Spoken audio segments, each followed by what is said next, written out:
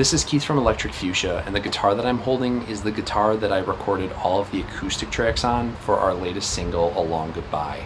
It's a 1968 Guild D50, and its backstory very closely relates to the story that our song tells. Go back to March of 2019, I saw a Craigslist ad for a Guild guitar for sale. There weren't very many pictures or very much information in the post, but I reached out to the seller. Her name was Jenna, and Jenna and I arranged a time to meet. So I make the trek out to Jenna's house. She pulls this old case out of the closet, opens it up, and this is what I see looking back at me.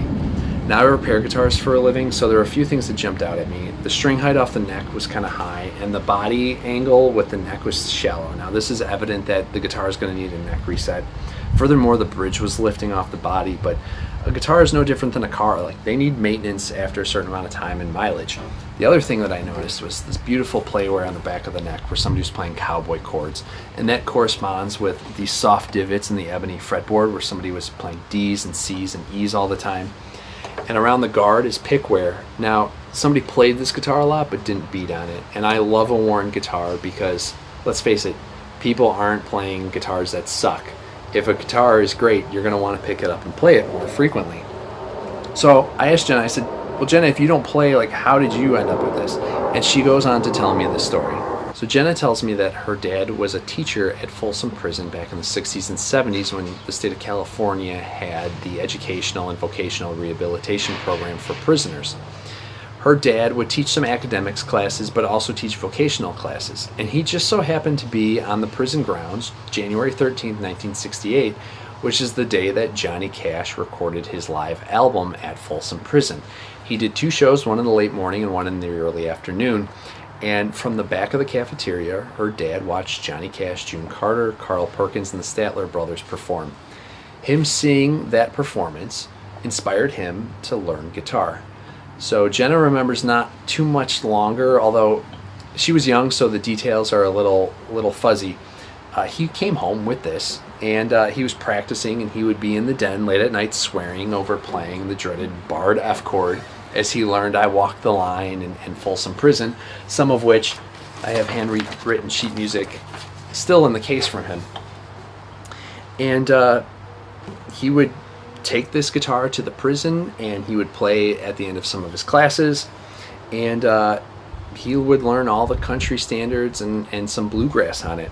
Now, it gets a little more interesting because going into the 70s, her dad became really interested in law, and he was reading up on case law and helping prisoners who he believed were treated unfairly by the justice system or that he believed were innocent altogether. He was helping them advocate for themselves in their parole hearings. And that coincides with the story that our song tells about somebody who's wrongfully imprisoned and why we worked with the Innocence Project on promoting this song. So eventually he takes a job in Chicago, packs up the family, packs up the guitar, comes to Chicago but keeps playing. He passes on, leaves the guitar to Jenna, and Jenna is now looking to retire and downsize. And she told me that story, and I pretty much bought the guitar on the spot. No, Johnny Cash never held it or never played a Johnny Cash show, but somebody watching him play was inspired enough to go out and buy this and learn. And I'm a big Johnny Cash fan myself, so over the course of the years I've done the repairs that it's needed, and it's found a home on my wall next to my couch. And in the evenings it comes down, and I noodle around, I practice, I write. And fast forward to Sacco sending me a demo of Along Goodbye. I was sitting out here on the patio playing along, thinking about what electric guitar I would plug into what amp and what effects I would use. And the more that I played along, the more that I felt the voice of this guitar suited the song perfectly. And so I kind of came up with that little finger picking thing that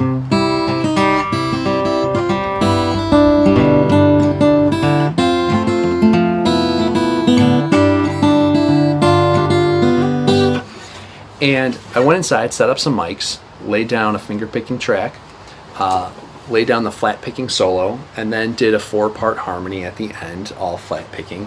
I sent them off to Sacco and Joe, and they really liked them, and we sent the song in for mixing.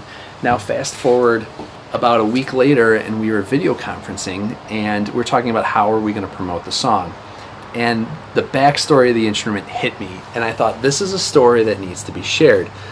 The guitar can't speak for itself. I mean, it speaks for itself through the music, but I have the story of this instrument and I'm sharing it with all of you. And over the course of the years, I've stayed in touch with Jenna, and I sent her pictures of the work being done.